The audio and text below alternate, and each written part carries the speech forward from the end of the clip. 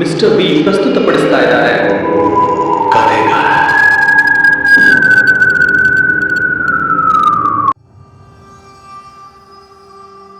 ಒಂದೇ ಮನೆಯಿಂದ ಇಬ್ಬರು ಬೇರೆ ಬೇರೆ ದೆವ್ವಗಳನ್ನು ನೋಡಿದ್ದು ಹೇಗೆ? ಆ ಘಟನೆ ನಡೆದದ್ದು 2015ರಲ್ಲಿ. ದಕ್ಷಿಣ ಗೋವಾದ ನುಮೇಮ್ ಎಂಬಲ್ಲಿ ನಮ್ಮದೊಂದು ಮನೆಯಿದೆ. ಮಜೋರ್ಡಾ ಬೀಚ್ಗೆ ಬಹಳ ಹತ್ತಿರ. ನಿಮಗೆ ಗೊತ್ತಿರಬಹುದು, ಉತ್ತರ ಗೋವಾಕ್ಕೆ ಹೋಲಿಸಿದರೆ ದಕ್ಷಿಣ ಗೋವಾ ತುಂಬ ಪ್ರಶಾಂತ. ಹಳೆಯ ಕಾಲದ ಆ ನಿಗೂಢತೆ ಮತ್ತು ಮೌನ ಅಲ್ಲಿ ಇನ್ನೂ ಜೀವಂತವಾಗಿದೆ. ನಮ್ಮ ಮನೆಗೂ ಬೀಚ್ಗೂ ಸುಮಾರು 3 ಕಿಲೋಮೀಟರ್ ದೂರ.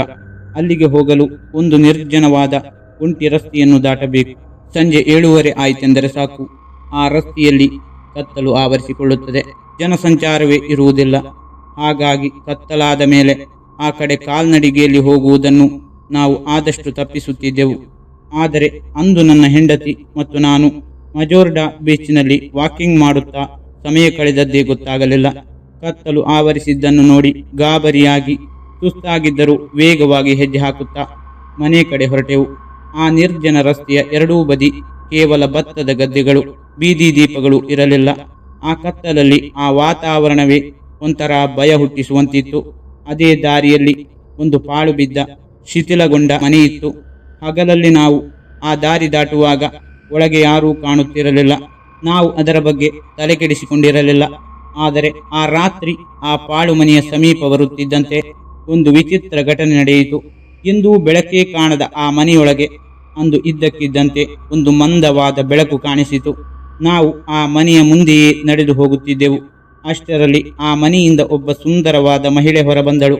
ಯಾರು ನೋಡಿದರೂ ಒಮ್ಮೆ ತಿರುಗಿ ನೋಡುವಷ್ಟು ಆಕರ್ಷಕವಾಗಿದ್ದಳು.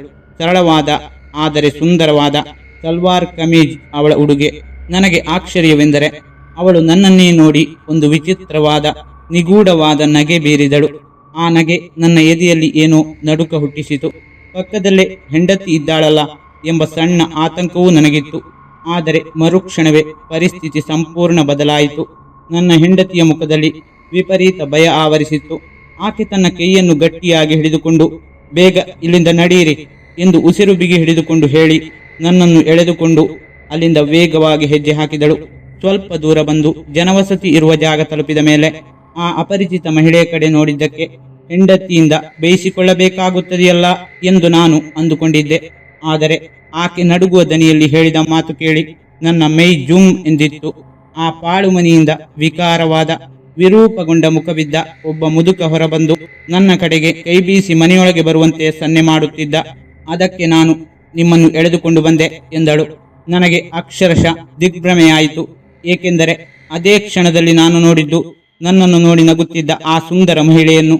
ನಾನು ನೋಡಿದ್ದೇ ಬೇರೆ ಎಂದು ಹೇಳಿದಾಗ ನನ್ನ ಹೆಂಡತಿಯ ಮುಖ ಸಂಪೂರ್ಣ ಬೆಳ್ಳಗಾಗಿ ಭಯದಿಂದ ನಡುಗಲಾರಂಭಿಸಿದಳು. ಹೇಗೋ ಅವಳನ್ನು ಸಮಾಧಾನಪಡಿಸಿ, ದೇವರ ದಯೆಯಿಂದ ನಾವು ಅಲ್ಲಿಂದ ಪಾರಾಗಿ ಬಂದೆವಲ್ಲ, ಅದೇ ಪುಣ್ಯ ಎಂದು ಧೈರ್ಯ ತುಂಬಿ ಮನೆಗೆ ಕರೆತಂದೆ. ಆ ರಾತ್ರಿ ನಾವಿಬ್ಬರೂ ಸರಿಯಾಗಿ ನಿದ್ರೆ ಮಾಡಲಿಲ್ಲ. ಆ ಘಟನೆಯ ನಂತರ ನಾವೆಂದು ಆ ದಾರಿಯಲ್ಲಿ ಕಾಲ್ನಡಿಗೆಯಲ್ಲಿ ಹೋಗುವ ಸಾಹಸ ಮಾಡಲಿಲ್ಲ. ಈಗ ಆ ಘಟನೆ ನಡೆದು ವರ್ಷಗಳೇ ಕಳೆದಿವೆ. ಆ ಪಾಳು ಮನೆಯನ್ನು ಕೆಡವಿ ಈಗ ಅಲ್ಲಿ ಹೊಸ ಕಟ್ಟಡವೊಂದು ತಲೆ ಎತ್ತಿದೆ. ಆ ಹೊಸ ನಿವಾಸಿಗಳಿಗೆ ಏನಾದರೂ ವಿಚಿತ್ರ ಅನುಭವಗಳಾಗಿವೆಯೋ ಇಲ್ಲವೋ ಎಂದು ನನಗೆ ಗೊತ್ತಿಲ್ಲ. ಆದರೆ ಇಂದಿಗೂ ನನ್ನನ್ನು ಕಾಡುವ, ಬೆಚ್ಚಿ ಬೀಳಿಸುವ ಪ್ರಶ್ನೆ ಒಂದೇ. ಅಂದು ಆ ಕತ್ತಲಲ್ಲಿ ಆ ಪಾಳು ಮನೆಯಿಂದ ಇಬ್ಬರು ಬೇರೆ ಬೇರೆ ವ್ಯಕ್ತಿಗಳು ಹೊರಬಂದಿದ್ದನ್ನು ನಾವಿಬ್ಬರು ಏಕಕಾಲದಲ್ಲಿ ನೋಡಿದೆವು. ಆದರೆ ನನಗೆ ಕಂಡ ಆಕೆ ಹೆಂಡತಿಗೆ ಕಾಣಲಿಲ್ಲ. ಹೆಂಡತಿಗೆ ಕಂಡ ಆ ವಿಕಾರ ಮುದುಕ ನನಗೆ ಕಾಣಲಿಲ್ಲ.